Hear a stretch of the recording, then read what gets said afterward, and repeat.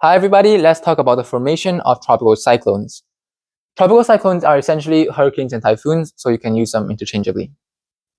First of all, the necessary conditions for tropical cyclones to form in the first place are listed over here.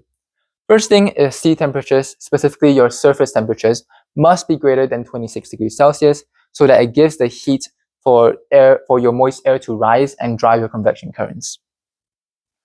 This warm water, so greater than 26 degrees Celsius, must extend to at least 60 meters because as a cyclone or anything is developing, it will twirl around the water and cause water to upwell. The upwell, so water from deeper down will go up.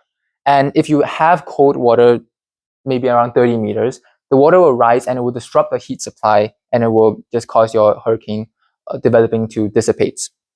Therefore, this warm water must be at least 60 meters so that even if it gets upwelled, the water can still provide the heat for convection currents.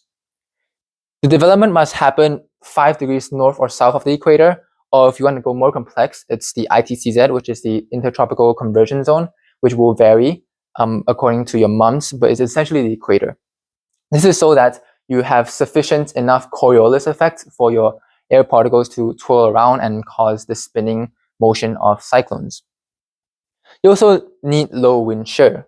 Wind shear is how much the wind speeds vary according to altitude. So if you want a low wind shear, you need little variation. You want kind of a constant thing, because if you have high wind speeds at the top and low wind speeds at the bottom, then that's going to disrupt your rising air. Some air is going to rise and it's going to get pushed all the way to the right, and it won't form this kind of eye that requires one column of rising air. There's also atmospheric instability needed, which is also caused by the warm waters. This is so that you can get this constant twirling of water instead of specific uplifts or updrafts. So now we can get into the actual process of how tropical cyclones are formed. Number one, you have warm sea oceans. So the air of the ocean will rise, and it's around over here where the eye will. I'll just draw it here just to visualize it. The air will rise, and what this causes is it means that there's a low pressure over here, and therefore outside areas will be higher pressure. This causes a pressure gradient, so high pressure, low pressure, which means air will try to rush in. And as they rush in, because it's over a vast area, this will lead to a large Coriolis effect, which causes the air to twirl around. So the movement is twirling, and as it reaches the center, it will actually twirl around instead of just going straight up. So as you can see here, it will twirl around and form these things. As the cold air, as it rises, it will condense. So I can draw over here. It will start to rise and condense into cumulonimbus clouds. This gap in the middle from the twirling around allows cold air to rush in, which causes high pressure here. And in high pressure systems, you don't really get clouds. You get really calm weather and clear skies. And this is what we call the eye. And the eye is one of the calmest places during a tropical cyclone, except if you're outside the tropical cyclone. But if you're in the eye, you're completely safe. But if you're in over here, which is called the eye wall,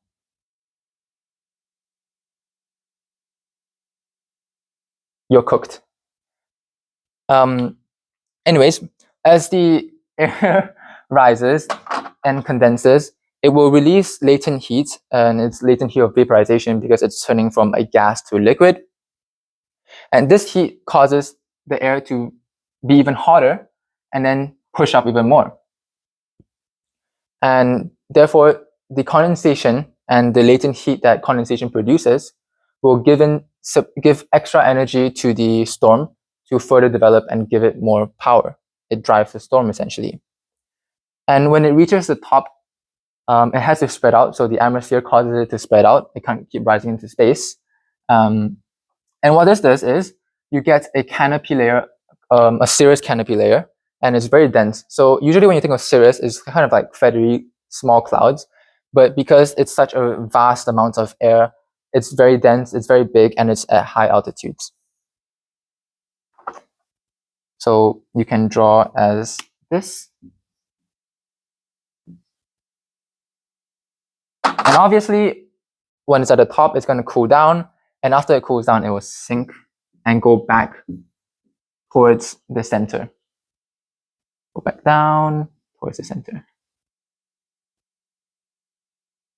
This is called your outflow because it's flowing outside of your tropical cyclone.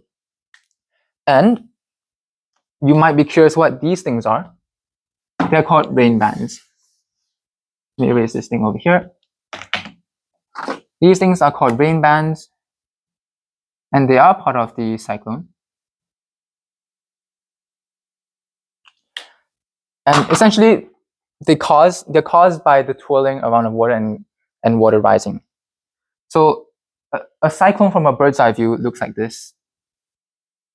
Maybe you have this, adding onto it.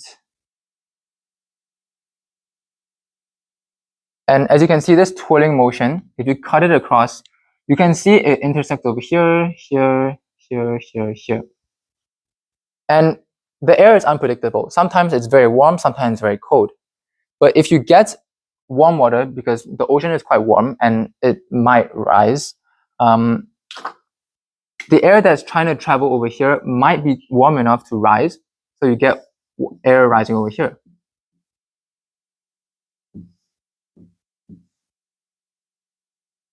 And you get air rising over there, the air will condense because it gets colder as it increases in altitude, and it will form clouds and therefore your rain bands.